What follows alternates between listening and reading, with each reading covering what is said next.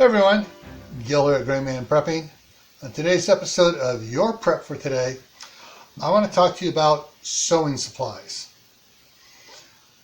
And a lot of you go, well, I don't sew, my wife does that. Well, guys, I learned how to sew when I was a kid. Single digits on my mom's Nietzsche sewing machine and on my grandmother's Singer sewing machine. And I also learned how to do needle and thread. I learned how to put the patches on my Cub Scout uniform and my Boy Scout uniform. You need to have sewing supplies so you can take care of your stuff. What if you're out hunting, you're out in the middle of nowhere and you tear your pants?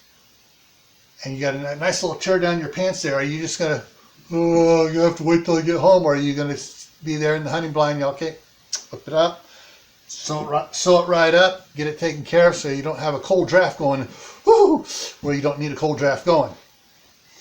All right, with your sewing supplies, something else to consider. If you're having to use reading glasses or cheaters, get a second pair to put on there to really make it easy to thread that needle.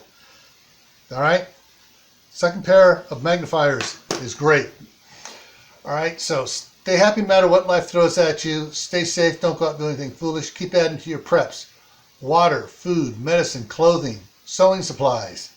Learn a new skill. Learn how to sew if you don't know how to sew. That's a new skill to learn. Plant an indoor garden because several reasons. One, we're doing an indoor garden challenge next year, and the more food you grow, the more you have a chance to win. Prices at the grocery store for vegetables and stuff is getting insane, and you really don't want to be buying that stuff at the store anyways because of all the chemical crap they spray on it.